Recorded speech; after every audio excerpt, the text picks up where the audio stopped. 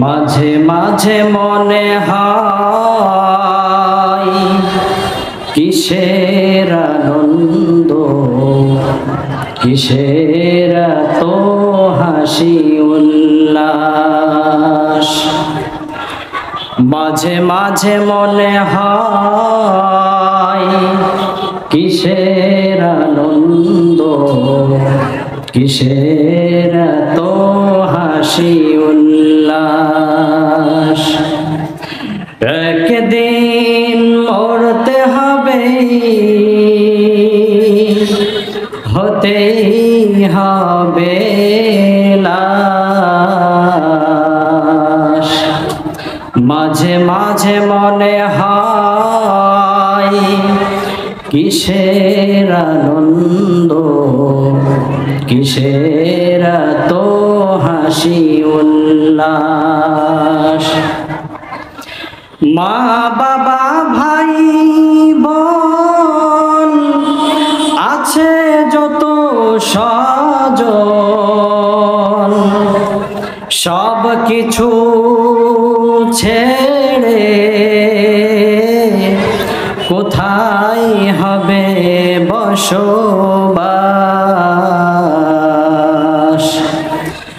মাঝে মাঝে মনে হয় কিসের আনন্দ, কিসের তো হাসি উল্লাস। একদিন মরতেই হবে, হতেই হবে লাশ।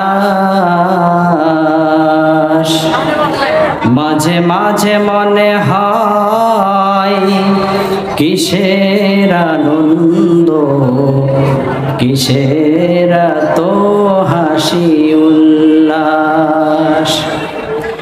করেছি যত পাপ জানি না হবে কি মাপ, করেছি যত পাপ জানি না হবে কি মাপ। শেষ বিচার দিনে সবই হবে প্রকাশ। মাঝে মাঝে মনে হয় কিসের আনন্দ, কিসের তো হাসি উল্লাস। একদিন মরতে হবে, হতেই হবে লাশ। মাঝে মাঝে মনে হয় কিসের আনন্দ, কিসের তো হাসি উল্লাস। আলহামদুলিল্লাহ।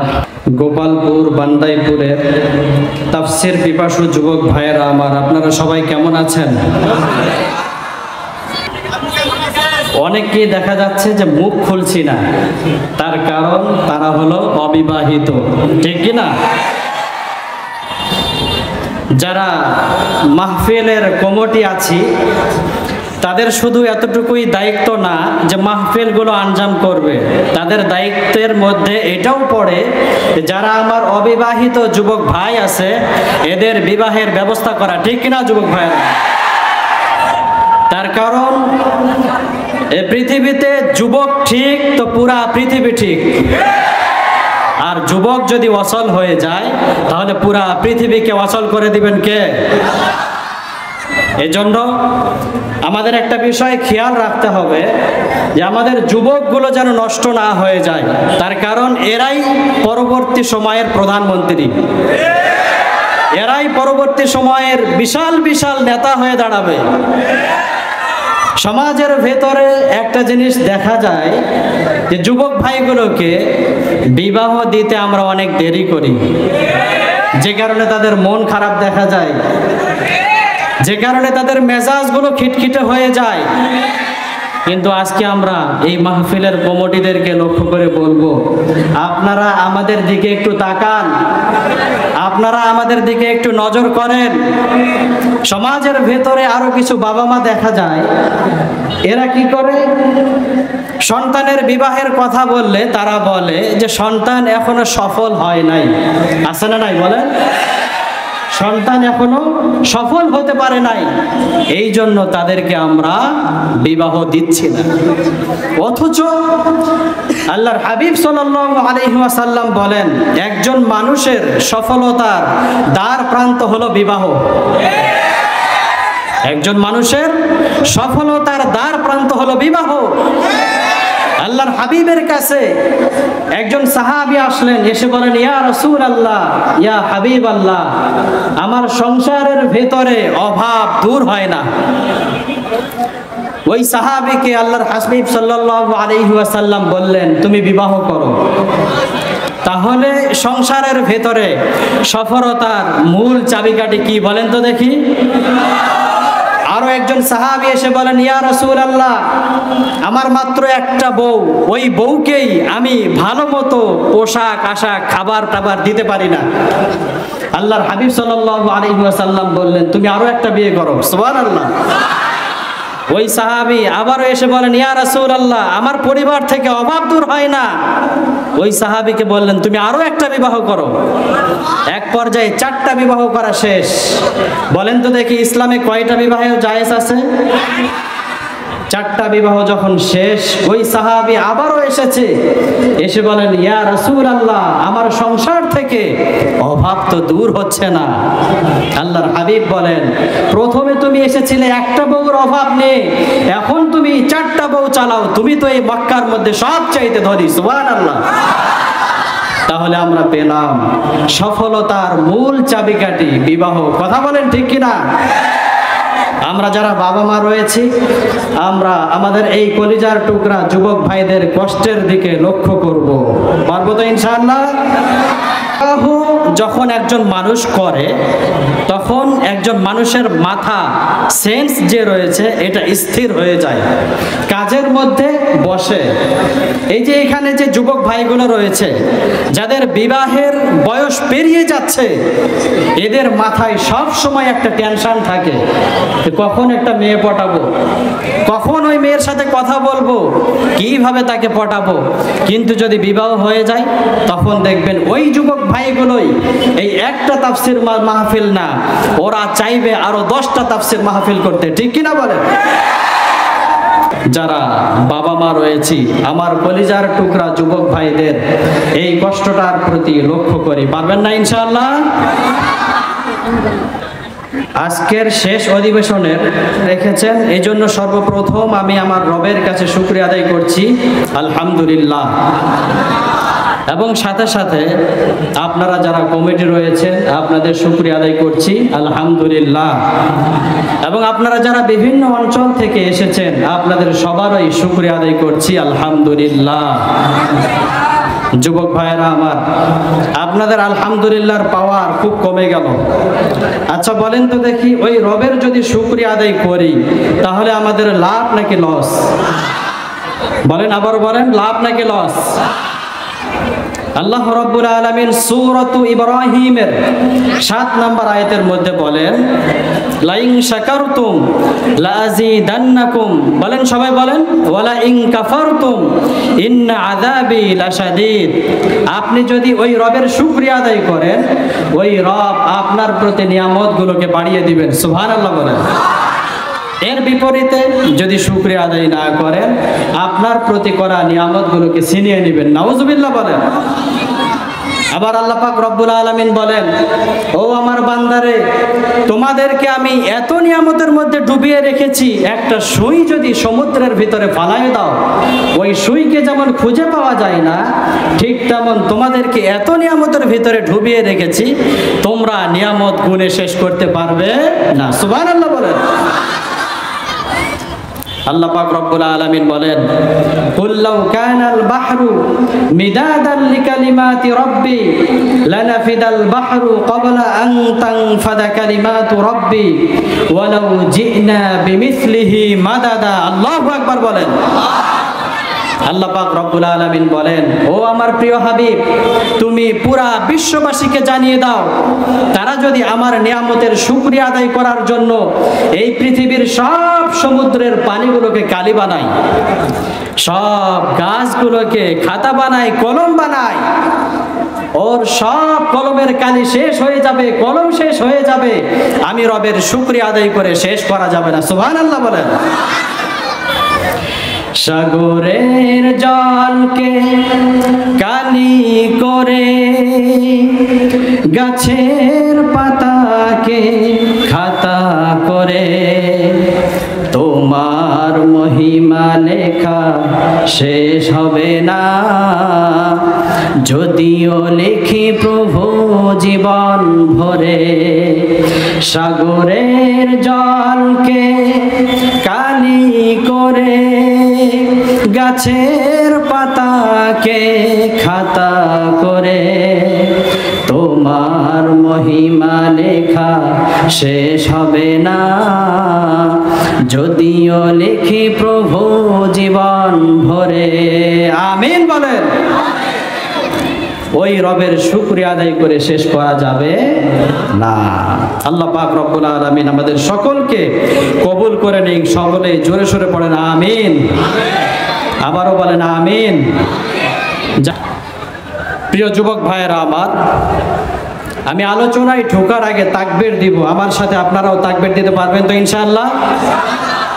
লিল্লাহি তাকবীর,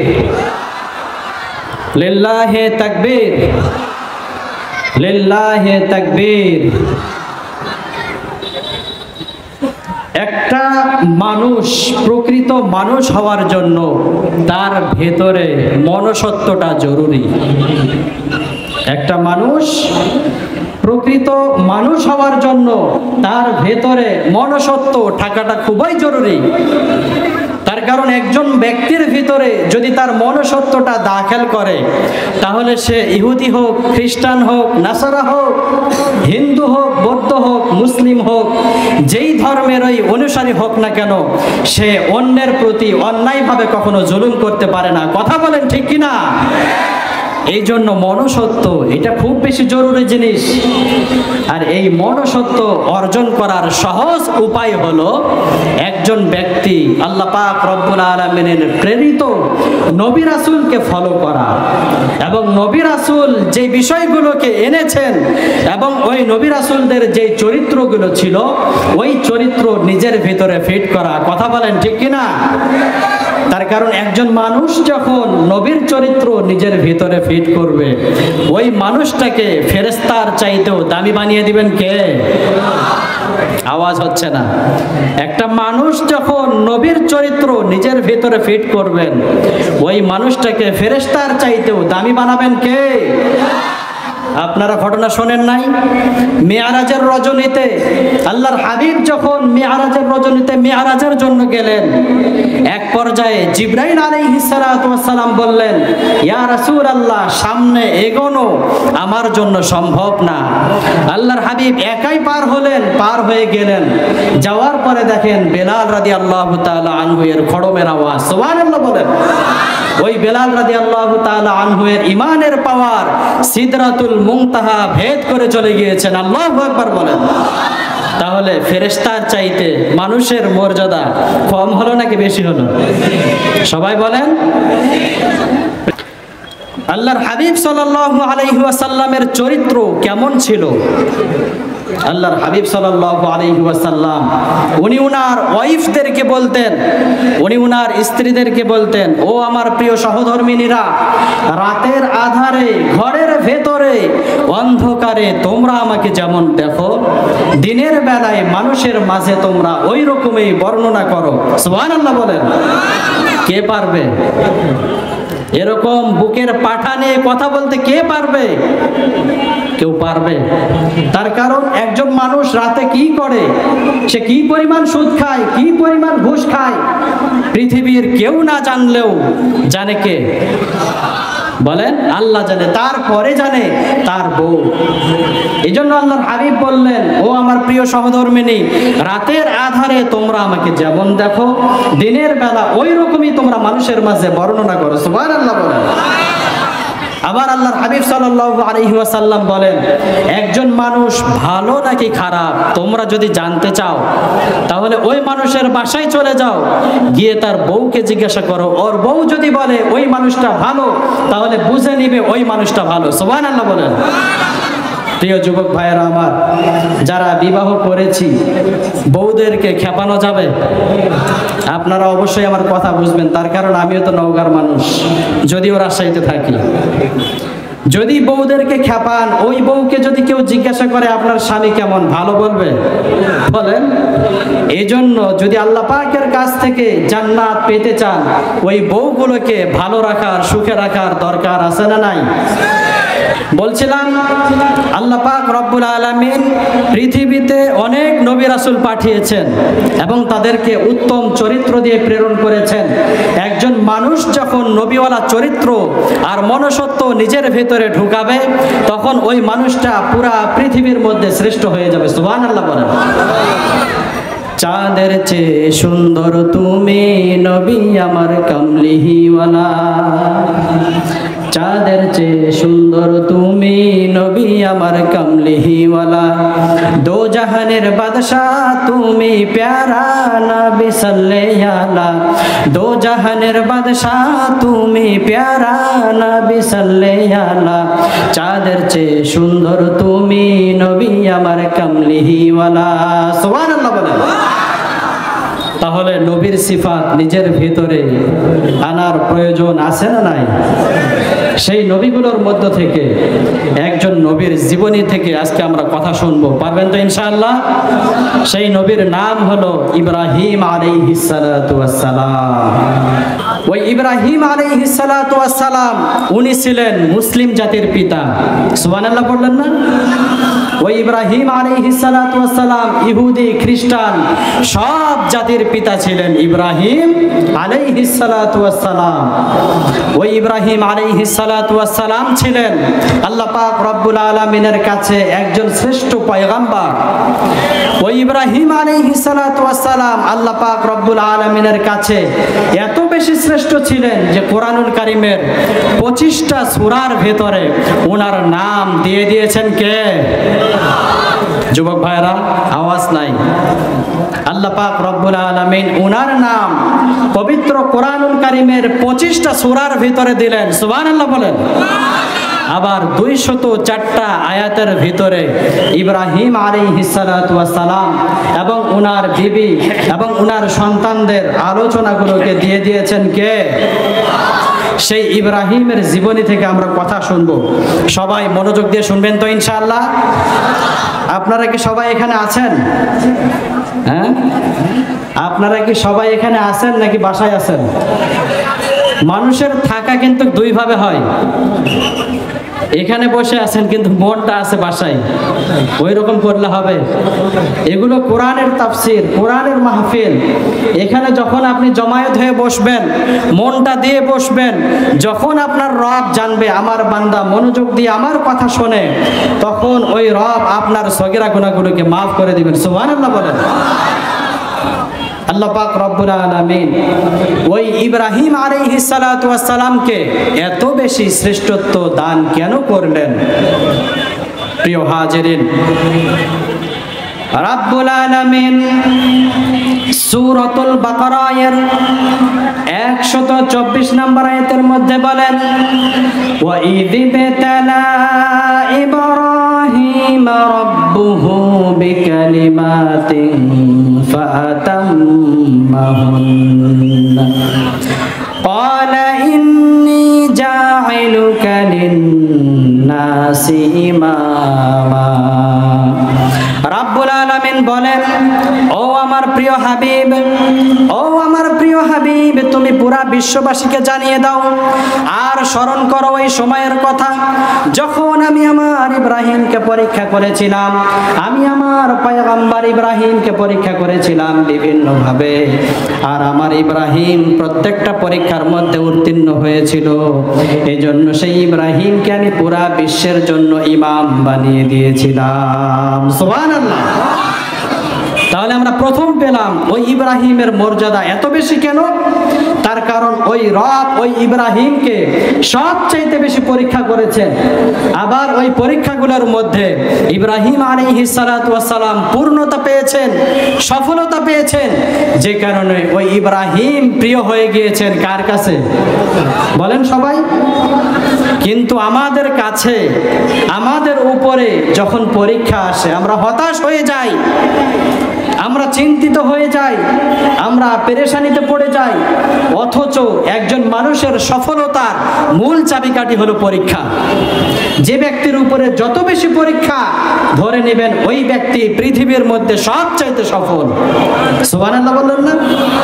দুনিয়ার দৃষ্টান্ত অনুযায়ী একজন ব্যক্তি যদি এসএসসি পর্যন্ত পরীক্ষা দেয়, ওর মর্যাদা যেমন হবে, যে ইন্টার পর্যন্ত পরীক্ষা দিয়েছে তার মর্যাদা কি সমান হবে? কথা বলেন, সমান হবে? এজন্যই তো রব্বুল আলামিন বলেন, আমি আমার ইব্রাহিমকে বিভিন্নভাবে পরীক্ষা নিয়েছিলাম, সেই ইব্রাহিম প্রত্যেকটা পরীক্ষার মধ্যে সফল হয়েছিল, যে কারণে সেই ইব্রাহিমকে আমি পুরা বিশ্বের জন্য নেতা বানিয়ে দিয়েছি। কি এমন পরীক্ষা নিয়েছিল?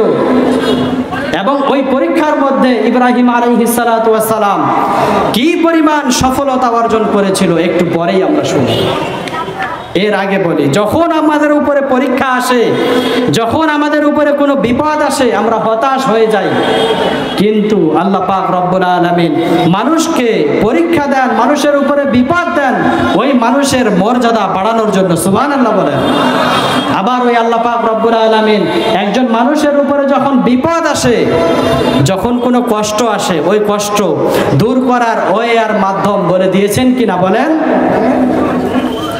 সাইয়েদনা ইউনূস আলাইহিস সালাতু ওয়াস সালাম যখন বিপদের মধ্যে পড়ে গেলেন, যখন ওনাকে মাছ খেয়ে নিল, একে তো মাছের অন্ধকার, দ্বিতীয়ত পানির অন্ধকার, তৃতীয়ত রাতের অন্ধকার, আল্লাহ পাক রব্বুল আলামিনের কাছে ওই ইউনূস আলাইহিস সালাতু ওয়াস সালাম দোয়ায়ে ইউনূসের মাধ্যমে রব্বুল আলামিনের কাছে দোয়া করলেন, বলে দিলেন, লা ইলাহা ইল্লা আনতা সুবহানাকা ইন্নী কুনতু মিনাজ জালিমিন। আল্লাহু আকবার।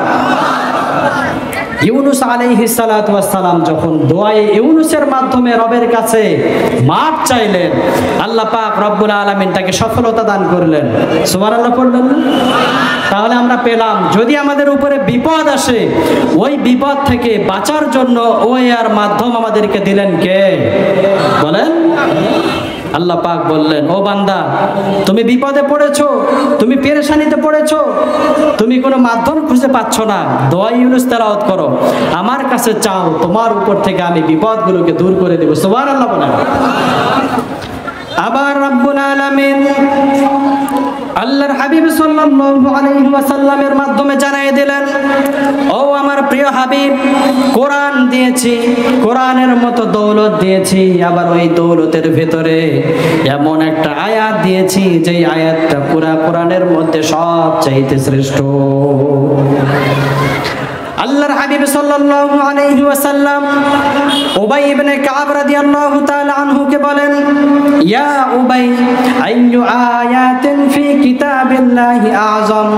ও উবাই, বলো তো দেখি কোরআনুল কারীমের ভিতরে সবচাইতে শ্রেষ্ঠ আয়াত কোনটা? উবাই রাদিয়াল্লাহু তাআলা আনহু বলেন, আল্লাহু ওয়া রাসূলুহু আ'লাম। বারবার যখন আল্লাহর হাবিব জিজ্ঞাসা করলেন, আল্লাহর হাবিবকে উবাই রাদিয়াল্লাহু তাআলা আনহু উত্তর দিলেন, ইয়া রাসূলুল্লাহ, আমার জানা মতে সবচাইতে শ্রেষ্ঠ আয়াত হলো আয়াতুল কুরসি। সুবহানাল্লাহ বললেন না? সবচাইতে শ্রেষ্ঠ আয়াত হলো আয়াতুল কুরসি।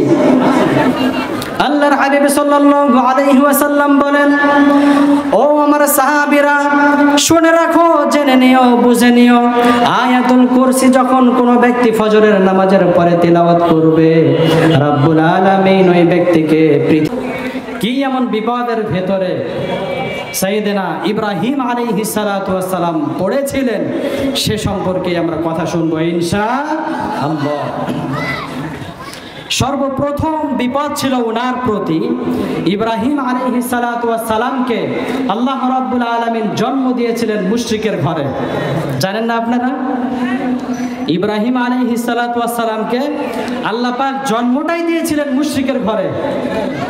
দিয়ে বললেন, ও ইব্রাহিম, মুশরিকের ঘরে তোমাকে জন্ম দিলাম, তাই বলে যে তুমি দিনের পর থেকে ফিরে থাকবে এমনটা করা যাবে না। তোমাকে আমি ঈমান দিলাম, নবী বানালাম, তুমি এই মুশরিকের বেড়াজাল থেকে বের হয়ে আমার দাওয়াত প্রচার করো। সুবহানাল্লাহ বলেন। রাব্বুল আলামিন বলেন, وَإِذْ قَالَ إِبْرَاهِيمُ لِأَبِيهِ آزَرَ أَتَتَّخِذُ أَصْنَامًا آلِهَةً إِنِّي أَرَاكَ وَقَوْمَكَ فِي ضَلَالٍ مُبِينٍ। রাব্বুল আলামিন বলেন, আমি আমার ইব্রাহিমকে যেই সমস্ত পরীক্ষাগুলো নিয়েছিলাম ওই পরীক্ষাগুলোর মধ্য থেকে একটা পরীক্ষা হলো, ইব্রাহিমকে যখন আমি বললাম দিন প্রচার করো, ইসলাম প্রচার করো, ওই ইব্রাহিম সে তার বাবাকে বলল, ও বাবা, আপনি এমন জিনিসের পূজা করছেন, এমন জিনিসের ইবাদত করছেন, যদি আপনি ওই মূর্তির পূজা করেই থাকেন, জেনে রাখেন, বুঝে রাখেন, আপনি আর আপনার কওম স্পষ্ট পথভ্রষ্টতার মধ্যে রয়েছে। নাউজুবিল্লাহ। ইব্রাহিম আলাইহিস সালাতু ওয়াস সালামের পাওয়ার কেমন ছিলেন? ওনার বাবার হোটেলে খায় উনি, আমাদের মতো স্বয়ং সম্পূর্ণ না, আমাদের মতো স্বয়ং সম্পূর্ণ না। উনি ওনার বাবার হোটেলে খান, খাওয়ার পরেও উনি বলছেন, ও বাবা, আমি আপনাকে আর আপনার কওমকে যে বিষয়ে হাঁটতে দেখছি, যেই প্রতিমাগুলোর ইবাদত করতে দেখছি, আপনি ধরে নেন আপনার কওম আর আপনি স্পষ্ট পথভ্রষ্টতার মধ্যে রয়েছেন। সুবহানাল্লাহ বলেন। তার কারণ এটাই ইমানের পাওয়ার, এটাই ইমানের দাবি। ইমানের দাবি হলো একজন মানুষ খারাপ কাজ করছে, আপনি তাকে হাত দ্বারা বাধা প্রদান করেন। আল্লাহর হাবিব সাল্লাল্লাহু আলাইহি ওয়াসাল্লাম বলেন, মান রাআ মিনকুম মুনকারান ফালইউগাইয়িরহু বিয়াদিহি ফাইন লাম ইস্তাতি' ফাবিলিসানিহি ওয়া ইন লাম ইস্তাতি' ফাবিকলবিহি ওয়া যালিকা আযআফুল ঈমান। আল্লাহু আকবার। আল্লাহর হাবিব বলেন, ও আমার সাহাবীরে, একজন মানুষ অন্যায় কাজ করছে, একজন মানুষ অপরাধ করছে, যদি তোমার ক্ষমতা থাকে, যদি তোমার সাহস থাকে, তাহলে তুমি সেই মানুষটাকে তোমার হাত দ্বারা বাধা প্রদান করো। যদি তোমার ক্ষমতা না থাকে, পাওয়ার না থাকে, তাহলে তুমি তোমার জবানের মাধ্যমে বাধা প্রদান করো। আর তাও যদি না পারো, মনে মনে সেই মানুষটাকে তুমি ঘৃণা করো যে সেই মানুষটা রবের বিরুদ্ধাচরণ করছে। সুবহানাল্লাহ বললেন না? আল্লাহর হাবিব বলছেন, এই কাজগুলা যদি করো তাহলে ধরে নেওয়া হবে যে তুমি একজন মুমিন মানুষ।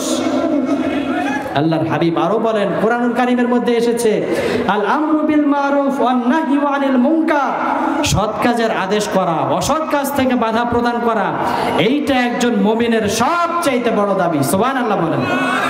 সেই দাবি পালনার্থে ইব্রাহিম আলাইহিস সালাতু ওয়াস সালাম উনি ওনার বাবাকে বললেন, ও বাবা, আপনি বড় ভুল করছেন, আপনি খারাপ কাজ করছেন, আপনি যদি এই পথেই হাঁটেন আল্লাহর জাহান্নাম থেকে আপনাকে কেউ বাঁচাতে পারবে না। দ্বিতীয় স্টেপে ইব্রাহিম আলাইহিস সালাতু ওয়াস সালাম তার বাবাকে বলছেন, ইয ক্বালা লিআবিহি ইয়া আবাতি লিমা তা'বুদু মা লা ইয়াসমা'ু ওয়া লা ইউবসিরু ওয়া লা ইউগনি আনকা শাইআ।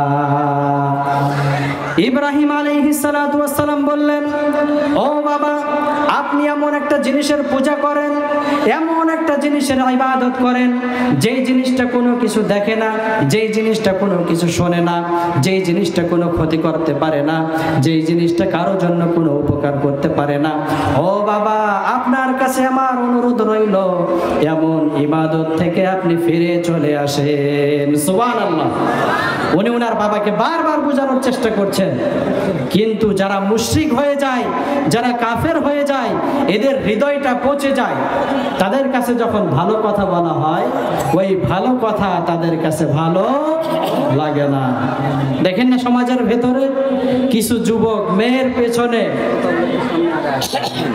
একটু করে সামনে চলে আসেন, একটু নড়ে চড়ে একটু সামনে চলে আসেন। এই যে সামনে ফাঁকা আছে, পেছনে জায়গা পাচ্ছে না, একটু করে সামনে চলে আসেন। প্রিয় ভাইরা আমার, একটু করে সামনে চলে আসেন। দেখবেন কিছু যুবক আছি আমরা, মেয়েদের পেছনে ছুটতে ছুটতে ছুটতে ছুটতে তাদেরকে যখন আমরা বলবো ও ভাই চলেন নামাজে যাই, তারা বলবে নামাজ পড়ার সময় নাই। কথা বলেন ঠিক কিনা? তার কারণ ওদের হৃদয়টা পচে গিয়েছে। কিসের কারণে? ওই মেয়েগুলোর পিছনে ছুটতে ছুটতে।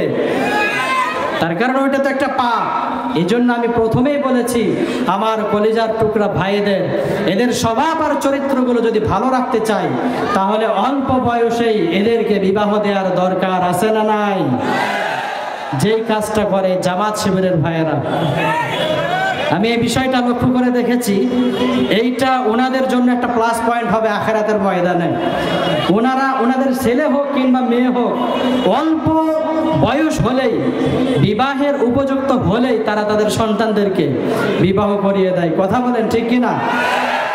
তো ইব্রাহিম আলাইহিস সালাতু ওয়াস সালাম উনি যখন দেখলেন আমার বাবা কোনোভাবেই কথা শুনছেন না, এবং তার বাবা যখন সেখানকার লিডার ছিলেন, তার বাবা মনে মনে ভাবলো, আরে আমি মন্ত্রীর, প্রধানমন্ত্রীর সবচাইতে কাছের লোক, আমি যদি আমার সন্তানের ধর্মে ধর্মান্তরিত হয়ে যাই, তাহলে তো আমার পাওয়ার থাকবে না, আমার ক্ষমতা থাকবে না। সমাজের ভেতরে এমন অনেক মানুষ দেখবেন যারা তাদের পাওয়ার আর ক্ষমতাকে টিকিয়ে রাখার জন্য আল্লাহর বিধানকে লঙ্ঘন করতে একটুও চিন্তা করে না। কথা বলেন ঠিক কিনা? রাব্বুল আলামিন বলেন, وَإِذَا قِيلَ لَهُ اتَّقِ اللَّهَ أَخَذَتْهُ الْعِزَّةُ بِالْإِثْمِ فَحَسْبُهُ جَهَنَّمُ وَلَبِئْسَ الْمِهَادُ। রাব্বুল আলামিন বলেন, ইব্রাহিম যখন তার বাবাকে এই বিষয়গুলো বললেন, তার বাবা যখন তার স্ট্যাটাসের দিকে লক্ষ্য করলেন, সম্মানের দিকে লক্ষ্য করলেন, আমি বিশাল বড় একটা সম্মানের অধিকারী, আমি যদি আমার সন্তানের ধর্মে ধর্মান্তরিত হয়ে যাই, এই সম্মান আমার থেকে দূর হয়ে যাবে। নাউজুবিল্লাহ বলেন। এক পর্যায়ে ইব্রাহিমকে ডেকে বললেন, ও ইব্রাহিম, তুমি যে ধর্মের কথা বলো, সেই ধর্মের ভিতরে নগদ তো আমরা কোনো উপাস্য দেখতে পাই না, যেমন আমরা মূর্তিকে আমরা ডাইরেক্ট উপাস্য দেখতে পাই। এরপরে ইব্রাহিম আলাইহিস সালাতু ওয়াস সালামকে বললেন, ও ইব্রাহিম, আমরা আমার বাপদাদাদের পক্ষ থেকে যে ধর্ম পেয়েছি, ধর্ম আমরা সহজে ছাড়বো না। ও ইব্রাহিম, আমরা আমাদের বাপদাদার পক্ষ থেকে যে ধর্ম পেয়েছি, এই ধর্মকে আমরা সব চাইতে বেশি ভালোবাসি। ইব্রাহিম আলাইহিস সালাতু ওয়াস সালামকে বললেন, ও বাবা, তোমার কাছে লাস্ট ওয়ার্নিং, তুমি যদি তোমার ওই ধর্ম থেকে ফেরত না আসো, তাহলে তোমাকে আমার বাসা থেকে বের করে দেব। নাউজুবিল্লাহ বললেন না? তোমাকে আমার বাসা থেকে বের করে দিব। ইব্রাহিম আলাইহিস সালাতু ওয়াস সালামকে বললেন, ও বাবা, তুমি যদি তোমার ওই ধর্ম থেকে ফেরত না আসো, জেনে রেখো, বুঝে নিও, তোমার মাথাটা আমরা সবাই মিলে ফাটিয়ে দিব। নাউজুবিল্লাহ বলবেন না? তোমার মাথাটা আমরা ফাটিয়ে দিব, তোমাকে বাসা থেকে বের করে দিব। ওই ইব্রাহিম আলাইহিস সালাতু ওয়াস সালাম শেষ পর্যায়ে রাব্বুল আলামিনের কাছে দোয়া করলেন, ইয়া রব, আমার বাবা বোঝে না, আপনার কাছে অনুরোধ, আমার বাবাকে বোঝার মতো তৌফিক আপনি ইনায়েত করেন। সুবহানাল্লাহ। ইব্রাহিম আলাইহিস সালাতু ওয়াস সালামকে বাসা থেকে বের করে দিতে চাইলেন, মাথা ফাটায় দিতে চাইলেন। আবার ওই ইব্রাহিম ওনার বাবার জন্য দোয়া চাই, ও রব, আমার বাবাকে আপনি ঈমান দান করেন। আমার বাবা এই বিষয়টা স্পষ্ট না হওয়ার আগ পর্যন্ত আমি আমার বাবার জন্য দোয়া চাইতেই থাকবো। সুবহানাল্লাহ বলেন। কলিজার টুকরা যুবক ভাইরা আমার, তাকবীরের সাথে সাথে সবাই একটু করে সামনে চলে আসে। লিল্লাহি তাকবীর। ওই যে পশ্চিম দিকে ফাঁকা আছে, ইনশাআল্লাহ পশ্চিম দিকে ফাঁকাগুলো পূরণ করে নেই। লিল্লাহি তাকবীর। লিল্লাহি তাকবীর। তাহলে ইমানের কি দাম, ইমানের কি পরিমাণ দাম। ইব্রাহিম আলাইহিস সালাতু ওয়াস সালাম বলছেন, আমার বাবার এই বিষয়টা স্পষ্ট না হওয়ার আগ পর্যন্ত আমি আমার বাবার জন্য দোয়া চাইতেই থাকবো। সুবহানাল্লাহ বলেন। আবার আল্লাহর হাবিব সাল্লাল্লাহু আলাইহি ওয়াসাল্লাম যখন শুনলেন উনার চাচা মৃত্যু শয্যায় পতিত হয়ে গিয়েছে, আবু তালেব দৌড় দিয়ে সেই চাচার কাছে চলে গেলেন। যাওয়ার পরে বলেন, ও চাচা, জীবনে আপনি আমার জন্য অনেক কিছু করেছেন। ও চাচা, আমার দাদা মারা যাওয়ার পরে আপনি আমার দেখভাল করেছেন। আমি দেখছি আপনি যদি এখন মারা যান, আপনি কাল কিয়ামতের ময়দানে রবের জাহান্নামের ভিতরে ঢুকে যাবেন। চাচার প্রতি মুহাম্মদের দয়া, উনি বলছেন, ও চাচা, আপনি আমার জন্য অনেক কিছু করেছেন, আর এই অন্তিম কালে আমি যদি আপনার জন্য কিছুই না করতে পারি তাহলে আমি নিজেকে অনেক ছোট মনে করছি। আল্লাহর হাবিব বললেন, ও চাচা, একটাবার শুধু আপনি আমার প্রতি ঈমান আনেন, কাল কিয়ামতের ময়দানে ওই রবের জান্নাতের ভিতরে নিয়ে যাওয়ার দায়িত্ব হলো আমার। সুবহানাল্লাহ। ঈমানের কি পরিমাণ দাম। ঈমানের পথে অবিচল থেকে আমার মরণ যেন হয়। ঈমানের পথে অবিচল থেকে আমার মরণ যেন হয়। তোমারই কাছে মিনতি আমার, তোমারই কাছে মিনতি আমার, ও গো রহিম রহমান। ঈমানের পথে অবিচল থেকে আমার মরণ যেন হয়। যুবক ভাইরা আমার, চিল্লায় বলেন আমিন, আরো জোরে বলেন আমিন। তাহলে ঈমানের কি পাওয়ার। ওই ইব্রাহিম বলছেন, আল্লাহ পাকের পক্ষ থেকে স্পষ্ট বিধান না আসা পর্যন্ত আমি আমার বাবার জন্য দোয়া করতেই থাকবো। আল্লাহর হাবিব বলছেন, ও চাচা, আপনি মৃত্যু শয্যায় পতিত হয়েছেন, একটা বার শুধু আপনি বলেন আমি মুহাম্মাদের প্রতি ঈমান আনলাম, কাল কিয়ামতের ময়দানে এই ঈমান আনার কারণে আমি আপনাকে টেনে জান্নাতের ভিতরে ঢুকে নিব। সুবহানাল্লাহ বলেন। তার কারণ আপনারা জানেন, এক জাররা পরিমাণ ঈমান নিয়ে যদি কোনো মানুষ এই পৃথিবী ত্যাগ করতে পারে, রাব্বুল আলামিন তাকে এই পৃথিবীর মতো 10টা জান্নাত দিবে। সুবহানাল্লাহ বলেন। ইব্রাহিম আলাইহিস সালাতু ওয়াস সালাম এক পর্যায়ে যখন দেখলেন আমার বাবা মানে না, আমার বাবা শোনে না, আমার বাবা আমার কথা শোনে না, এর পরেও ওই ইব্রাহিম ওই বাবার প্রতি বদদোয়া করেছেন। সবাই বলেন, যুবক ভাইয়েরা আমার বদদোয়া করেছেন। আমার কলিজার টুকরা যুবক ভাইদেরকে বলছি, তারা যখন চায়, তারা যখন তাদের মনের চাহিদা প্রকাশ করে আমি ওই গ্রামের ওই মেয়েকে বিবাহ করব, যখন তার বাবা বলে না বাবা ওদের সাথে আমার যায় না, আমাদের যায় না, ওই যুবকের মাথা গরম হয় কি হয় না? তার কারণ ওই যুবকের চাইতে বেশি ভালো বোঝার বাবা নাকি ও? বলেন, আপনার পরিবারের সাথে কে মিলবে না মিলবে সেটা তো জানে আপনার গার্জিয়ান, আপনার বাবা। আপনার মন মতো যদি আপনাকে বিবাহ দেয়া না হয়, আপনি আপনার বাবার বিরুদ্ধাচরণ হয়ে যান। কিন্তু আল্লাহর হাবিব সাল্লাল্লাহু আলাইহি ওয়াসাল্লাম সহ ইব্রাহিম আলাইহিস সালাতু ওয়াস সালামকে দ্বীন প্রচার করতে ওনার বাবা বাধা দিচ্ছেন, আবার ওই বাবার জন্য রবের কাছে দোয়া করছেন, ও রব আমার বাবাকে আপনি ঈমানের মতো দৌলত দান করেন। সুবহানাল্লাহ বলেন। কলিজার টুকরা যুবক ভাইয়েরা আমার, বাবা মার সাথে খারাপ আচরণ করা যাবে? সবাই বলেন, বাবা মার সাথে খারাপ আচরণ করা যাবে? আল্লাহ পাক কবুল করুন, সকলে পড়ি আমিন। কেন করা যাবে না? খুব মনোযোগ দিয়ে শুনতে পারবেন তো ইনশাআল্লাহ। তার কারণ এই পৃথিবীতে আসার মাধ্যম হলেন আমাদের বাবা মা। ও যুবক ভাই, ফ্যান্সি ডিনারের টাকা না পাওয়ার কারণে তুমি যে বাবাকে কথা শোনাও, গাজার টাকা না পাওয়ার কারণে তুমি যে বাবাকে কথা শোনাও, ওই বাবাটাই কিন্তু পৃথিবীতে আসার মাধ্যম আপনার। সুবহানাল্লাহ।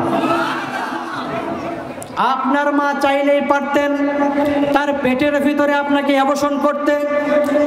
আপনার বাবা চাইলেই পারতেন আপনি যখন ছোট ছিলেন আপনাকে পানিতে ফালাইয়ে দিতে, কিন্তু রাব্বুল আলামিন ওই বাবা মার হৃদয়ের ভেতরে এত বেশি ভালোবাসা ঢুকিয়ে দিয়েছেন, এত বেশি মহাব্বত ঢুকিয়ে দিয়েছেন, তারা নিজে না খেয়েও আপনার জন্য খাবারের ব্যবস্থা করেছে।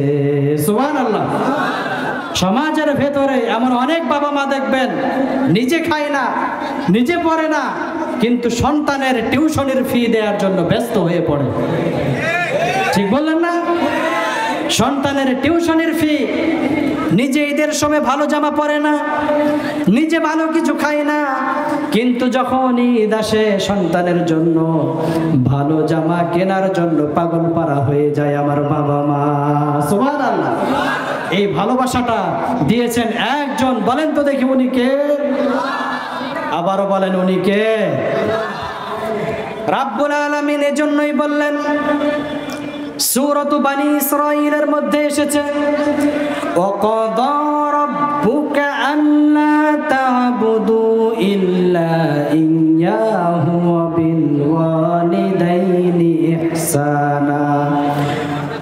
ও পুরা বিশ্বের মানুষ শুনে নাও, তোমাদের কাছে আমি নসিহত করছি, আল্লাহ তা'বুদু ইল্লা ইয়্যা, আমি রবের সাথে তোমরা কারো অংশীদার বানায়ো না। আমি রবের একত্ববাদের ইবাদত বন্দেগী করো, আমি রবের সাথে অন্য কারো ইবাদত বন্দেগী করো না। এরপরে রব্বুল আলামিন বলেন, তোমরা তোমাদের বাবা মার সাথে ভালো আচরণ করো। সুবহানাল্লাহ। আবার রাব্বুল আলামিন সূরাতুল লুকমানের মধ্যে বলেন, ওয়াসাইনাল ইনসানা বিওয়ালিদাইহি হুসনা। পুরা বিশ্বের প্রত্যেকটা মানুষকে আমি আদেশ করছি, ও মানুষ শুনে নাও, তোমরা তোমাদের বাবা মার সাথে ভালো আচরণ করে ফেলাও। আবার সূরাতুল আহকাফের মধ্যে আল্লাহ পাক রব্বুল আলামিন বলছেন, ওয়াসাইনাল ইনসানা বিওয়ালিদাইহি ইহসানা হামালাতহু উম্মুহু কুরহান ওয়া ওয়াদাআতহু কুরহা। রব্বুল আলামিন বলছেন, তোমরা তোমাদের মা বাবার সাথে ভালো আচরণ করো, তার কারণ অনেক কষ্ট করে তোমরা তোমাদের মা বাবার কষ্ট করার কারণে এই পৃথিবীর মুখ তোমরা দেখতে পেয়েছো। তোমার মা বাবা যদি চাইতো ওই পৃথিবীর মুখ তোমাদেরকে না দেখাতেও পারতেন। সুবহানাল্লাহ। একটা মা গর্ভধারণের সময় কি কষ্ট করে আল্লাহ পাক কোরআনুল কারীমের ভেতরে ওই গর্ভধারণের কথাটাকে উল্লেখ করে দিয়ে বলেন, ও মানুষ, মা বাবার সাথে খারাপ আচরণ করো না। তার কারণ একটা মা যখন সন্তান পেটের ভিতরে রাখে তার অনেক কষ্ট হয়, যখন সে প্রসব করে তার অনেক কষ্ট হয়। একজন তাকবীর দেন তো।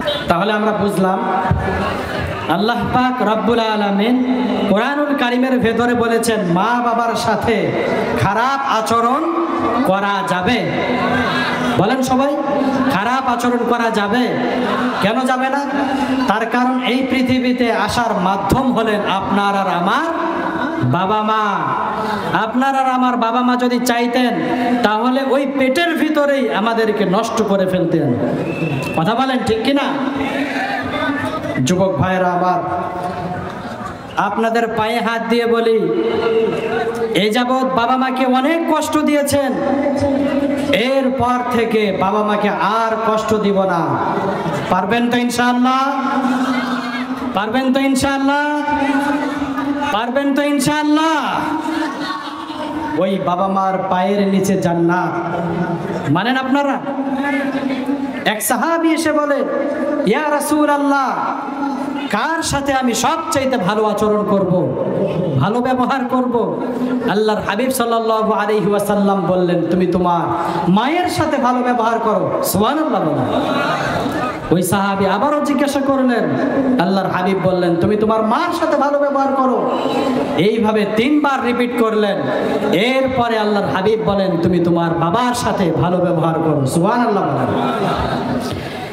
আবার আল্লাহর হাবিব সাল্লাল্লাহু আলাইহি ওয়াসাল্লাম বলেন, আল জান্নাতু তাহতা আকদামিল উম্মাহাত।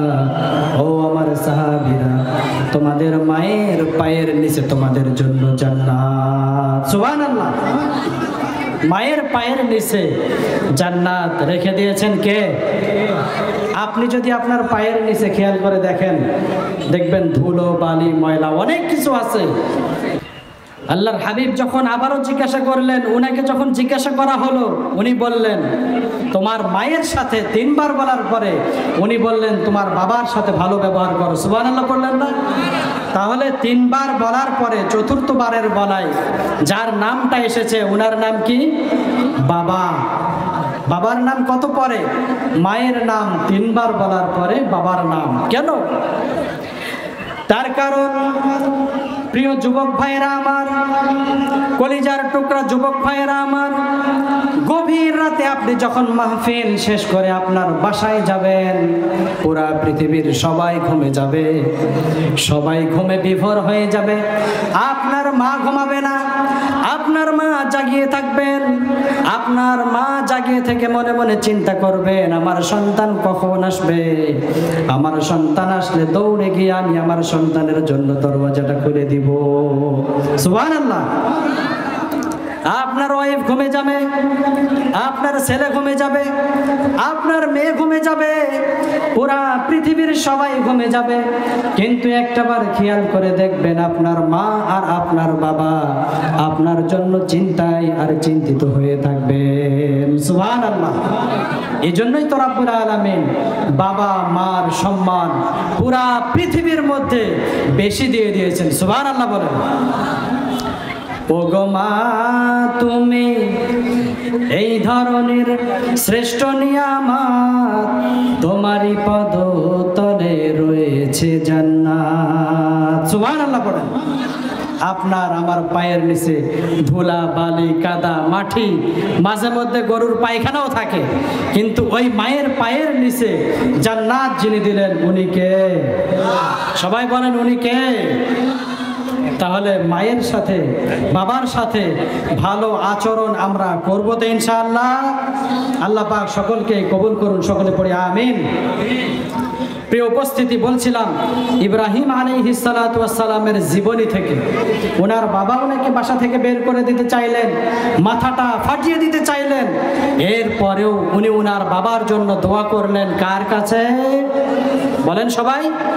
দোয়া করলেন কার কাছে? আল্লাহর কাছে। ওনার ইমানের উপরে অটল থাকাটা অতটা সহজ ছিল না, তার কারণ ওনাকে সহযোগিতা করার মতো ওই সময় কেউ ছিল? বলেন কেউ ছিল না, একমাত্র আল্লাহ ছাড়া। এক পর্যায়ে ইব্রাহিম আলাইহিস সালাতু ওয়াস সালাম যখন মূর্তির বিরোধিতা শেষ করে দিলেন, পুরা পৃথিবীর প্রত্যেকটা মানুষকে জানিয়ে দিলেন মূর্তির ইবাদত করা যাবে না, ইবাদত করতে হবে একজনের, উনি হলেন আমার রব। আমার রবের ইবাদত করতে হবে।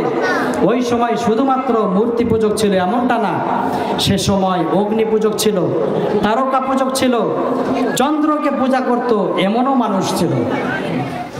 রাব্বুল আলামিন আল্লাহর হাবিব সাল্লাল্লাহু আলাইহি ওয়াসাল্লামের মাধ্যমে কোরআন নাযিল করে ইব্রাহিম আলাইহিস সালাতু ওয়াস সালামের বিষয়গুলো জানিয়ে দিলেন, বলে দিলেন ফালাম্মা জান্না আলাইহিল লাইলু রাআ কাওকাবা, যখন ইব্রাহিম আলাইহিস সালাতু ওয়াস সালাম তারকাগুলোকে দেখতে লাগলেন, মনে মনে ভাবলেন এই তারকাই মনে হয় আমার রব। তার কারণ তারকা প্রাথমিক অবস্থায় খুব বেশি জাঁকজমকভাবে বের হয়, কিন্তু দিনের বেলা ওই তারকা যখন হারিয়ে যায়, ইব্রাহিম আলাইহিস সালাতু ওয়াস সালাম বলেন ওই তারকা আমার কখনো রব হতে পারে না। রাব্বুল আলামিনের পরে বলেন ফালাম্মা রাআল কমারা বাযিগান ক্বালা হাযা রাব্বি, এরপরে যখন উনি চাঁদ দেখলেন, চাঁদটা একটু বড় দেখা যায়, উনি মনে মনে ভাবলেন এই চাঁদটাই মনে হয় আমার রব। আবার যখন দিনের বেলা ওই চাঁদটা হারিয়ে যায়, ইব্রাহিম আলাইহিস সালাতু ওয়াস সালাম বলেন ওই চাঁদ কখনো রব হতে পারে না, তার কারণ যিনি রব হবেন উনি কখনো নিশ্চিহ্ন হতে পারে না। এরপরে রব্বুল আলামিন বলেন ফালাম্মা রাআশ শামসা বাযিগাতান ক্বালা হাযা রাব্বি হাযা আকবার। সকালবেলা যখন উনি সূর্য দেখলেন, সূর্যটা ঝলমল আলো দিয়ে বের হলো, ইব্রাহিম আলাইহিস সালাতু ওয়াস সালাম মনে মনে চিন্তা করলেন এটাই মনে হয় আমার রব। উনি ভাবলেন এটাই মনে হয় আমার রব।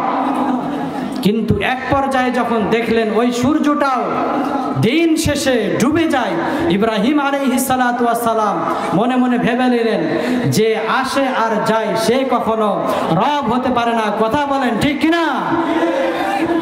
তার কারণ ওই ইব্রাহিম আলাইহিস সালাতু ওয়াস সালামকে যিনি মেধা দেন উনিকে, এসব কিছু বুদ্ধি ওনার মাথায় যিনি দিচ্ছেন উপর থেকে উনিকে।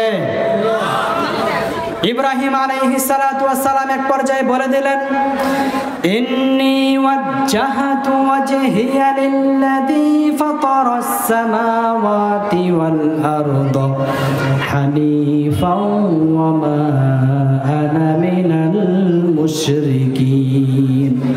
আমি ওই রবের দিকে ঘুরে গেলাম, ফিরে গেলাম, যেই রব কখনো শেষ হয় না, যেই রব পুরা পৃথিবী বানিয়েছেন, যেই রবের কখনো নিশানা শেষ হয় না, আমি ওই রব অনুসন্ধান করার জন্য বেরিয়ে গেলাম। জোরে বলেন আল্লাহু আকবার। ইব্রাহিম আলাইহিস সালাতু ওয়াস সালাম এক পর্যায়ে সঠিক রবের দিশা পেয়ে গেলেন। সুবহানাল্লাহ বলেন। ইব্রাহিম আলাইহিস সালাতু ওয়াস সালাম পৃথিবীর মানুষগুলোকে বোঝানোর চেষ্টা করলেন এ পৃথিবীতে রব হলেন একজন, উনি আমার রব, উনি ছাড়া সবগুলোই ধোঁকা। পুরা পৃথিবীর কেউ যখন মানল না, বুঝলো না, ইব্রাহিম আলাইহিস সালাতু ওয়াস সালাম মনে মনে চিন্তা করলেন এমন একটা ঘটনা ঘটানো দরকার যেই ঘটনার মাধ্যমে পুরা পৃথিবী থমকে দাঁড়াবে, পুরা পৃথিবী বুঝে নিবে যে আল্লাহ পাক রব্বুল আলামিন ছাড়া এই পৃথিবীতে রব আর কেউ হতে পারে না। সুবহানাল্লাহ বলেন। তাই হলো ইব্রাহিম আলাইহিস সালাতু ওয়াস সালামকে একদিন মূর্তি পূজার জন্য অনুষ্ঠানে ডাকা হলো। বলা হলো ও ইব্রাহিম চলো আমরা অনুষ্ঠানে যাব। ইব্রাহিম আলাইহিস সালাতু ওয়াস সালাম বললেন না, অনুষ্ঠানে যাওয়ার মতো সময় আমার নাই, তার কারণ আমি অসুস্থ। ইন্নী সাকিম, সূরাত সফফাতের মধ্যে এসেছে, উনি এভাবেই বলেছেন আমি অসুস্থ। তার কারণ মানুষ অসুস্থ হয় দুই ভাবে। বলেন তো দেখি কয় ভাবে? সবাই বলেন মানুষ অসুস্থ হয় কয় ভাবে? ভাবে। দুই, মানসিক ভাবে। উনি আসলেই মানসিক ভাবে অসুস্থ ছিলেন, তার কারণ এই পৃথিবীর মানুষগুলো জাহান্নামী হয়ে যাচ্ছে। একজন নবী কখনো এটা সহ্য করতে পারেন না, আর সহ্য করে সেই নবী কখনো সুস্থ থাকতে পারেন না। ইব্রাহিম আলাইহিস সালাতু ওয়াস সালাম বললেন আপনারা যান। তারা যখন চলে গেল, ইব্রাহিম আলাইহিস সালাতু ওয়াস সালাম সেই দেব মন্দিরে ঢুকে গেলেন। ঢুকে যাওয়ার পরে প্রত্যেকটা মূর্তিকে লক্ষ্য করে বলেন, প্রত্যেকটা মূর্তিকে লক্ষ্য করে বলেন, তারা দেখেন বিশাল বিশাল মূর্তি। দেখার পরে উনি মূর্তির কাছে দাঁড়িয়ে গেলেন। মূর্তিকে বলেন তোদের সামনে এতগুলো খাবার, এতগুলো আয়োজন, কেন তোমরা এই খাবারগুলো ভক্ষণ করো না? ইব্রাহিম আলাইহিস সালাতু ওয়াস সালামের এই কথা শোনার পরে মূর্তিগুলো কোনো জবাব দিতে পারবে নাকি? কথা বলেন। ইব্রাহিম আলাইহিস সালাতু ওয়াস সালাম যখন বললেন ও মূর্তি তোমরা খাচ্ছ না কেন, ওই মূর্তি কি কোনো জবাব দিতে পারবে? এক পর্যায়ে ইব্রাহিম আলাইহিস সালাতু ওয়াস সালাম ওই মূর্তিগুলোকে বললেন হয়তো তোমরা খাবারগুলো নাগাল পাচ্ছ না। উনি খাবারগুলোকে তাদের সামনে বলছিলাম, ইব্রাহিম আলাইহিস সালাতু ওয়াস সালাম মূর্তির কাছে গেলেন, গিয়ে মূর্তিগুলোকে বলছেন তোমরা খাবারগুলো খাচ্ছ না কেন? তো মূর্তির কাছে যাওয়ার পরে উনি মূর্তিগুলোকে বলছেন তোমরা হয়তো খাবারগুলো নাগাল পাচ্ছ না। উনি হাত দিয়ে খাবারগুলোকে তাদের মুখের সামনে ধরলেন। আচ্ছা সবাই বলেন তো দেখি, ওই মূর্তিগুলোর খাবার খাওয়ার কি কোনো যোগ্যতা আছে? সবাই বলেন যোগ্যতা আছে? ইব্রাহিম আলাইহিস সালাতু ওয়াস সালাম বললেন, এই খাবারগুলো কি খাবি নাকি তোর ঘাড় থেকে তোর গর্দানটা নামিয়ে দিব? আল্লাহু আকবার বলেন। তাই করলেন। ইব্রাহিম আলাইহিস সালাতু ওয়াস সালাম প্রত্যেকটা মূর্তিকে চূর্ণ বিচূর্ণ করে দিলেন, সুবহানাল্লাহ বলেন। এবং বড় যে মূর্তিটা ছিল ওই মূর্তিটাকে রেখে দিলেন। কুরআনুল কারীমের ভিতরে এসেছে, ফাজআলাহুম জুযাদান ইল্লা কাবীরান লাহুম লাআল্লাহুম ইলাইহি ইয়ারজিউন। সবগুলোই ভেঙেছে, একটা রেখেছে যেন ওই মূর্তির কাছে তারা গিয়ে জিজ্ঞাসা করতে পারে। বলেন আল্লাহু আকবার। ওই মূর্তিকে জিজ্ঞাসা করলে কি কোনো উত্তর দিবে? বলেন। তার পরিবারের, তার বংশের, তার এলাকার মানুষের পূজা যখন শেষ, সবাই যখন বাড়িতে ফেরত, ওই দেবালয়ে যখন ঢুকলো, ঢুকার পরে দেখে প্রত্যেকটা মূর্তি জমিনের ভিতরে, জমিনের সাথে চূর্ণ বিচূর্ণ হয়ে গিয়েছে। সবার মনের ভিতরে একটাই চিন্তা, এই কাজ কে করলো? আমাদের মূর্তির সাথে এই রকম বেয়াদবি কে করলো? সবার আঙ্গুল যে মানুষটার দিকে যায়, সেই মানুষটার নাম হলো ইব্রাহিম। সুবহানাল্লাহ। সবাই যেই মানুষটার দিকে ইঙ্গিত করলেন, সেই মানুষটা অন্য কেউ না, সেই মানুষটা আল্লাহর পয়গম্বর ইব্রাহিম আলাইহিস সালাতু ওয়াস সালাম। সবাই ইব্রাহিমের দরবারে চলে গেলেন, গিয়ে বলেন, ক্বালু আনতা ফাআলতা হাযা বিআলিহাতিনা ইয়া ইব্রাহিম। ও ইব্রাহিম, তুমি কি আমাদের মূর্তির সাথে এরকম করেছো নাকি? ইব্রাহিম আলাইহিস সালাতু ওয়াস সালাম কৌশলের সাথে উত্তর দিলেন, বাল ফাআলাহু কাবীরুহুম হাযা ফাসআলুহুম ইন কানু ইয়ানতিকুন। উনি ডিরেক্টলি না বলে দিয়ে উনি বললেন, বড়টার কাছে গিয়ে যাও, বড়টার কাছে গিয়ে জিজ্ঞাসা করো, মনে হয় বড়টাই এই কাজ করেছে। সুবহানাল্লাহ। বড়টাই মনে হয় এই কাজ করেছে। তারা বলে, ও ইব্রাহিম, তুমি কি আমাদেরকে বোকা পেয়েছো? তুমি জানো না এই মূর্তিগুলো কথা বলতে পারে না? ইব্রাহিম আলাইহিস সালাতু ওয়াস সালাম এবার বুঝাই দিলেন, قال أفتعبدون من دون الله ما لا ينفعكم شيئا ولا يضركم। ও বিশ্ববাসী, যেই মূর্তিটা কোনো উপকার করতে পারে না, কোনো ক্ষতি করতে পারে না, যেই মূর্তিটা কোনো মানুষকে সহযোগিতা করতে পারে না, এমনকি যেই মূর্তিটা নিজেরও সহযোগিতা করতে পারে না, সেই মূর্তিটা কখনো রব হতে পারে না। সেই মূর্তি কখনো রব হতে পারে না যেই মূর্তি নিজের গায়ে মাছি পড়লে তাড়াতে পারে না। আল্লাহু আকবার বলেন। সবাই তো রেগে মেগে ফায়ার। তার কারণ বুঝতে আর বাকি রইল না যে এই কাজ যে করেছে সে হলো ইব্রাহিম আলাইহিস সালাতু ওয়াস সালাম। সবাই মনে মনে চিন্তা করলো, এই ইব্রাহিমের একটা শায়েস্তা করা দরকার, ইব্রাহিমকে বড় লিডারের কাছে নিয়ে যাওয়া দরকার। তাই করা হলো। বলেন তো দেখি, সেই জামানায় যে লিডারটা ছিল, সবচাইতে বড় নেতা ছিল, ওই লিডারের নাম কি? বলেন সবাই। যখন ইব্রাহিমের কানে এই আওয়াজ আসলো, আমাকে নমরুদের কাছে নিয়ে যাওয়া হবে, ইব্রাহিম খুশিতে বাকবাকুম। তার কারণ এই সময় তো উনি ভাইরাল হয়ে যাবেন। তার কারণ ওই জায়গায় যখন যাবে, বাংলাদেশের যদি রাষ্ট্রপ্রধানের কাছে কেউ যায়, আচ্ছা বলেন তো দেখি, ওখানে ক্যামেরা কি কয়েকটা থাকবে? ওই মানুষটাকে পুরা বাংলাদেশের মানুষ চিনবে না? ইব্রাহিম আলাইহিস সালাতু ওয়াস সালাম এইটাকে নিজের জন্য প্লাস পয়েন্ট মনে করলেন। কিন্তু আপনি যদি হতেন, আমি যদি হতাম, যদি ইসলামের পক্ষে কোনো কথা বলতে গিয়ে যদি আমাদের কানে এরকম আওয়াজ আসতো যে আমাকে জেলের ভিতরে যেতে হবে, আমাকে অমুক জায়গায় যেতে হবে, আপনার আর আমার যে কি অবস্থা হইতো সেটা ওই সময় জানা যেত। কথা বলেন ঠিক কিনা? কিন্তু ইব্রাহিম খুশি, উনি খুশি।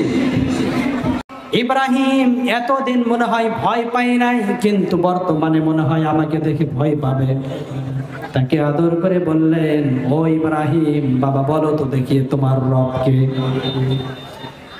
ইব্রাহিম আলাইহিস সালাতু ওয়াস সালাম কাঠগড়ায় দাঁড়িয়ে গেলেন। বুকটাকে ফুলিয়ে সাহস নিয়ে রাব্বুল আলামিনের প্রতি ভরসা করে বলে দিলেন, রব্বিয়াল্লাযী ইউহয়ী ওয়া ইউমীত, আমার রব তিনি যিনি জীবন দেন আবার মরণও দেন। সুবহানাল্লাহ।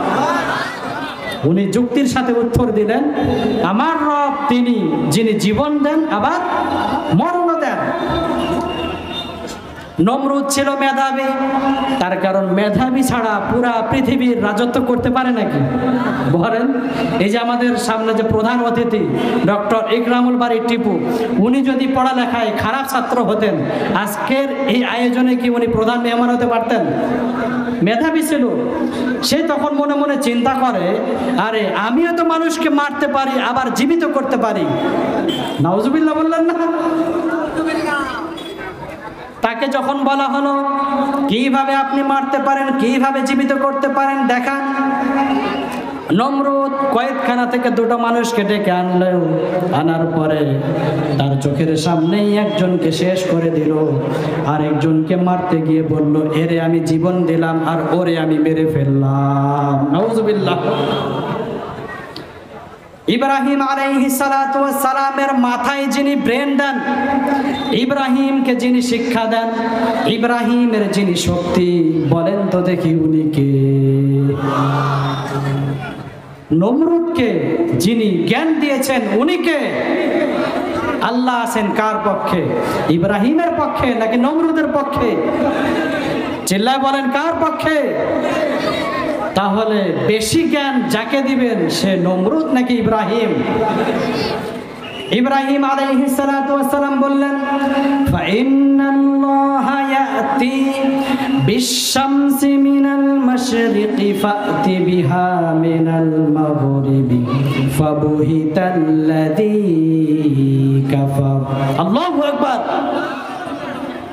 ইব্রাহিম আলাইহিস সালাতু ওয়াস সালাম বলেন, প্রতিটা দিন আমার রব পূর্ব দিক থেকে সূর্য উঠান। ও নেতা, আপনি কত বড় নেতা হয়েছেন, আগামীকাল আপনি সূর্যটা পশ্চিম দিক থেকে উঠাবেন। সুবহানাল্লাহ। ওর আর কোনো খাবার আছে? কোনো খাওয়া আছে? পারবে? ক্ষমতা তো এই দুনিয়ার ক্ষমতা, কিন্তু ক্ষমতা তো উপরে চলবে না। এই জাস্ট এই সূর্যের কাছেই যদি আপনার আর আমার ক্ষমতা না চলে, কিয়ামতের ময়দানে কি হবে একটাবার চিন্তা করে দেখেন। আচ্ছা বলেন তো দেখি, ওই নমরুদ এই তর্কে বিতর্কে হেরে গেল, ওই নমরুদের মাথা ঠান্ডা থাকবে নাকি গরম হবে? নমরুদের মাথা গরম। তো ওই নমরুদ যখন রেগে মেগে ফায়ার, তখন মনে মনে বলে যে এই ইব্রাহিমের একটা শায়েস্তা করা দরকার। সেটা কিভাবে করা যায়? ক্বালু হাররিকুহু ওয়ানসুরু আলিহাতাকুম ইন কুনতুম ফাইলিন। সে ভাবলো যে এই ইব্রাহিমকে আমি আগুনে পুড়িয়ে মারবো। নাউজুবিল্লাহ বলেন। আচ্ছা বলেন তো দেখি, ওই ইব্রাহিমকে নবী বানিয়েছেন কে? ওই ইব্রাহিমকে নমরুদের কাছে পাঠিয়েছেন কে? ওই আল্লাহ থাকতে ওই ইব্রাহিমের কিছু করতে পারবে? তারা দীর্ঘদিন সময় নিয়ে একটা জায়গায় আগুন প্রজ্বলিত করলো এবং ইব্রাহিম আলাইহিস সালাতু ওয়াস সালামকে সেখানে আগুনের ভেতরে ফালায়া দিল। নাউজুবিল্লাহ বললেন না? ওই আগুনের ভেতরে ওই ইব্রাহিমকে জান্নাতের শান্তি দিলেন একজন। চিল্লায় বলেন উনি কে? আবারও বলেন উনি কে? ইব্রাহিম আলাইহিস সালাতু ওয়াস সালামকে নেক্সট টাইম জিজ্ঞাসা করা হয়েছিল, আপনি যে ওই আগুনের ভেতরে ছিলেন, আপনি কোন অবস্থায় ছিলেন, আপনার কিরকম কষ্ট হয়েছিল? ওই ইব্রাহিম বলেন, আমার জীবনের শুরু থেকে নিয়ে আজ পর্যন্ত আমি যত আনন্দ উপভোগ করেছি, মজা পেয়েছি, শান্তি পেয়েছি, এই সব শান্তিগুলোকে এক জায়গায় করা হলে ওই আগুনের একটা মুহূর্ত আমি যেই পরিমাণ আনন্দ পেয়েছি তার সমপরিমাণ হবে না। সুবহানাল্লাহ বলেন। তাহলে কি পরিমাণ শান্তি ওই আগুনের ভিতরে উনি পেয়েছিলেন। ইব্রাহিম আলাইহিস সালাতু ওয়াস সালাম আল্লাহ পাক রব্বুল আলামিনের আদেশে ওই আগুন থেকে যখন ভালোভাবে সুস্থভাবে বের হয়ে আসলেন, তারপরে ওই ইব্রাহিম আলাইহিস সালাতু ওয়াস সালামের উপরে আল্লাহ পাক রব্বুল আলামিন হিজরতের একটা বিধান জারি করে দিলেন। যেই বিধানটা পৃথিবীর প্রত্যেকটা নবী, কয়েকটা নবী বাদে, আদম, নূহ, এই কয়েকটা নবী বাদে সব নবীর উপরে যেই বিধান এসেছিল সেই বিধানের নাম হলো হিজরত। এটা নিয়ম। আপনি যদি কিছু একটা করতে চান, আপনার নিজ এলাকা থেকে অন্য এলাকায় যেতে হবে, এটাই স্বাভাবিক। ইব্রাহিম আলাইহিস সালাতু ওয়াস সালামকে আল্লাহ পাক আদেশ করলেন, তুমি মিশরে হিজরত করো, মিশরে যাও খাবারের জন্য।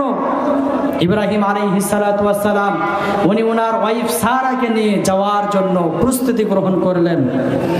এক পর্যায়ে মিশরে ঢুকবেন, ঢুকার আগ দিয়ে মিশরের যেই ফেরাউন ছিল, বাদশা ছিল, আপনার মনে করেন ফেরাউন মানে মনে হয় ফেরাউন, কিন্তু ফেরাউন মানে ওই ফেরাউন না। মিশরের যেই বাদশা থাকতো ওর নামেই হতো ফেরাউন। ওই ফেরাউন ছিল নারী পিপাসু, নারী লোভী। আমার কলিজার টুকরা যুবক ভাইদের মতো কিছু কিছু যুবক ভাই আছে না নাই? এরা সব সময় চায় কিভাবে একটা মেয়ের সাথে ইটিস পিটিস করবে, কিভাবে একটা মেয়েকে নষ্ট করবে। কথা বলেন ঠিক কিনা? এদের মনের কামনা বাসনা ওইটাই। ওই বাদশা কিছু মানুষ নিযুক্ত করে দিল, যেই মানুষগুলো পথিমধ্যে থাকবে, সুন্দরী কোনো মেয়ে আসলে তাকে ধরে অপহরণ করে ওই বাদশার কাছে উপহার দিবে। নাউজুবিল্লাহ বললেন না? ইব্রাহিম আলাইহিস সালাতু ওয়াস সালাম উনি ওনার ওয়াইফকে নিয়ে ওখানেই গিয়ে উপস্থিত, যেখানে বাঘের ভাই ওখানে গিয়ে রাত পোহায়। জানেন না আপনারা এই স্লোগান? এক পর্যায়ে তাকে যখন ধরতে চাইলো, এবং তাদের একটা নিয়ম ছিল, ওই মহিলার সাথে যে মানুষ থাকবে সে যদি স্বামী হয় তাকে মেরে ফেলবে, ভাই হলে বাবা হলে ছেড়ে দিবে। ইব্রাহিম আলাইহিস সালাতু ওয়াস সালাম কৌশল অবলম্বন করে বললেন, ওই মেয়ের স্বামী না আমি ওই মেয়ের ভাই। সুবহানাল্লাহ বলেন। আসলেই তো ভাই। তার কারণ এই যে ডক্টর ইকরামুল বারী টিপু সাহেব, উনি আমার ভাই। কোন দিক থেকে? তার কারণ আমরা এক মার সন্তান, আমাদের মাকে হাওয়া আলাইহাস সালাতু ওয়াস সালাম। ওই দিক থেকে উনি বলেছেন ওই মহিলা আমার বোন, ছেড়ে দিলেন। সারা আলাইহিস সালাতু ওয়াস সালাম যদিও বৃদ্ধা ছিলেন, কিন্তু উনি ছিলেন সৌন্দর্যের রানী। এই পৃথিবীতে আল্লাহ পাক সবচাইতে যাকে সুন্দরী করে বানিয়েছিলেন ওনার নাম হাওয়া আলাইহাস সালাতু ওয়াস সালাম।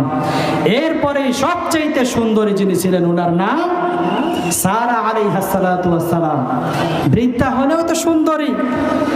ওরা মনে মনে চিন্তা করলো, একে নিয়ে যে দিতে পারলে আমাদের উপঢৌকন আরো বেশি হবে। এই জন্য যখন নিয়ে গেল, সারা আলাইহাস সালাতু ওয়াস সালাম একটা দোয়া করেছিলেন, যেই দোয়াটা আমাদের মা বোনের কাজে দিবে। কার কাজে দিবে বলেন? তার কারণ মা বোনেরা অনেক লম্পট যুবকের পাল্লায় পড়ে যায়, তারা তাদের সতীত্ব নষ্ট করতে চায়।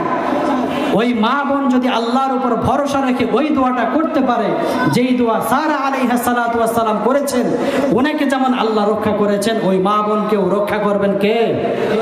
সেই দোয়াটা হলো, উনি বলেছিলেন, ও আল্লাহ, আমি আপনার প্রতি বিশ্বাস স্থাপন করেছি, আপনার রাসূলের প্রতি বিশ্বাস স্থাপন করেছি। এই নমরুদের কাছে আপনি আমাকে হারিয়ে দিয়েন না, আমার উপরে ওই নমরুদকে আপনি বিজয় করিয়েন না। এই বলে উনি নামাজ শুরু করে দিলেন। নমরুদ যখনই তার কাছে যায় অবশ হয়ে যায়। এইভাবে 3 বার করার পরে নমরুদ বুঝে ফেললো এই মেয়েকে ভক্ষণ করাটা অতটা সহজ না। তাকে ছেড়ে দিল, তাকে ছেড়ে দেওয়া হলো।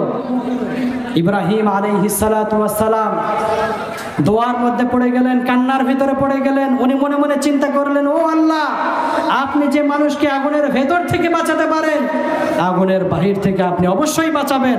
আপনার উপরে ভরসা আছে, এই জন্যই আমি আমার স্ত্রী সারাকে তার কাছে পাঠিয়ে দিয়েছি। আল্লাহু আকবার। প্রিয় উপস্থিতি, এক পর্যায়ে ওই নমরুদ তার খেল শেষ হয়েছে কি না বলেন? নমরুদ যে ছিল, যার অত্যাচারে ইব্রাহিম এতগুলো পরীক্ষার সম্মুখীন হলো, আগুনে পড়লো, হিজরত করতে হলো, বাবা মার ঘর ছাড়তে হলো, ওই নমরুদ কি পৃথিবীতে চিরস্থায়ীভাবে আছেন বলেন? কেউ থাকতে পারবে না। এক পর্যায়ে ওই নমরুদের সময় যখন শেষের দিকে, ওই নমরুদ যখন তার সেই অত্যাচার আর জুলুমের নির্যাতন যখন বেড়ে গেল, তখন ওই নমরুদ উদ্ধত হয়ে গেল, পৃথিবীর মানুষগুলোর প্রতি জুলুম আর নির্যাতন শুরু করে দিল। এক পর্যায়ে ইব্রাহিম বুঝাতে শুরু করে দিল, নমরুদ থামো, হয়েছে, আল্লাহর পথে ফেরত আসো। নমরুদ রেগে মেগে ফায়ার, আবারও তুই আল্লাহর কথা বলিস, ডাক তোর আল্লাহকে, আল্লাহর সাথে আজকে আমি যুদ্ধ করব। নাউজুবিল্লাহ বলেন। কার সাথে যুদ্ধ করবে? আল্লাহর সাথে। এক পর্যায়ে ইব্রাহিম আলাইহিস সালাতু ওয়াস সালাম আসমানের দিকে চেয়ে একটা মেঘ, কালো মেঘের দিকে উনি ইশারা করলেন, বললেন, ওই যে তোর জম, দেখ। নমরুদ বলে, কই আসুক। যখন কাছাকাছি চলে আসলো, দেখে লক্ষ লক্ষ মশা। নমরুদ বলে, আরে মশা আমার সাথে যুদ্ধ করবে? আমার যেই বাহিনী, এই বাহিনীর শরীরে কামড় দিয়েও তো সে কিছু করতে পারবে না। এক পর্যায়ে প্রত্যেকটা মশা যখন প্রত্যেকটা বাহিনীর চোখে মুখে পড়া শুরু করলো, কামড় দেওয়া শুরু করলো, তারা নিজেরা নিজেদের মধ্যে, নিজেরা নিজেদের ভেতরে হত্যা করাকরি শুরু করলো। সুবহানাল্লাহ বলেন না? মানে যখন নাকের ভিতরে, মুখের ভিতরে, চোখের ভিতরে ঢুকাঢুকি শুরু করবে, তরবারি যে কোন দিকে যাবে আর তো কোনো সীমানা খুঁজে পাওয়া যায় না, তারা সব শেষ। এক পর্যায়ে ল্যাংড়া একটা মশা, এই মশা ওই নমরুদকে তাড়াতে শুরু করলো। নমরুদ বাসায় গিয়ে ঢুকে গেল। এক পর্যায়ে নমরুদের মাথায় গিয়ে ওই মশা পড়ে গেল। মাথায় পড়ার পরে আস্তে করে ওই মশা নাকের ভেতরে দিয়ে তার মগজের ভেতরে ঢুকে গেল। বলেন আল্লাহু আকবার। আবারও জোরে সোরে বলেন আল্লাহু আকবার। তাফসীরের কিতাবগুলোতে এসেছে, কেউ বলেছেন 40 বছর যাবত ওই মশাটা তার মাথার ওই মগজের ভিতরে কামড় দিয়েছে। সুবহানাল্লাহ বলেন। কোন কোন তাফসীরের কিতাবের মধ্যে এসেছে 400 বছর, তার কারণ ওই মশাটা তার মাথার ওই মগজের ভিতরে কামড় দিয়েছে। সুবহানাল্লাহ বলেন। কোন কোন তাফসীরের কিতাবের মধ্যে এসেছে 400 বছর, তার কারণ তার রাজত্ব আর জুলুমের বয়স ছিল মোট 400 বছর। এই 400 কিংবা 40 বছরের ভেতরে ওই মশাটা যখনই একটু করে কামড় দেয়, তখন ওই মাথায় মৃদু একটা আঘাত করে, আর ওই আঘাতের মাধ্যমে ব্যথাটা সহ্য করার মতো হয়, মানে একটু আরাম ফেরত পায়। এক পর্যায়ে ওই নমরুদ একটা মানুষই সৃষ্টি করে দিলেন যে ওর কাজ থাকবে, ও শুধু মাথায় আমার আঘাত করবে। কি করবে বলেন? আমার মাথায় জুতো পিটা করবে। এক পর্যায়ে রব্বুল আলামিন জুতা পিটা করতে করতে ওই নমরুদকে এই দুনিয়া থেকে বিদায় দিয়েছেন। বলেন আল্লাহু আকবার।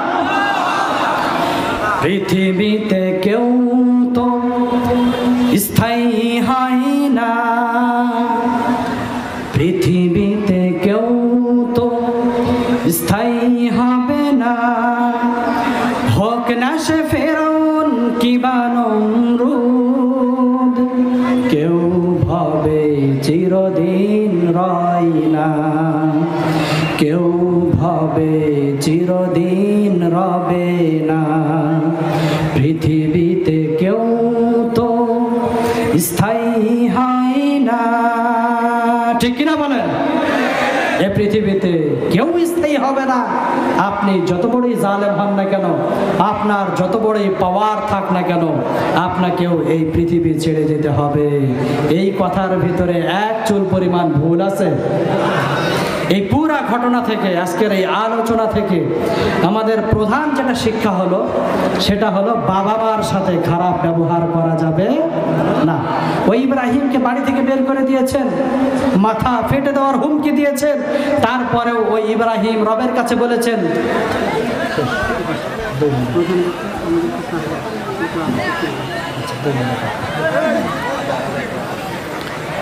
তারপরেও ওই ইব্রাহিম ওর বাবার জন্য দোয়া চেয়েছে কিনা বলেন? আমরা আমাদের বাবা মার পক্ষ থেকে একটু কষ্ট পেলেই তাদেরকে আমরা কত কি বলি। কত কষ্ট দেয়। প্রিয় যুবক ভাইয়েরা আমার, বাবা মাকে কি কষ্ট দেয়া যাবে? এই হলো প্রথম শিক্ষা।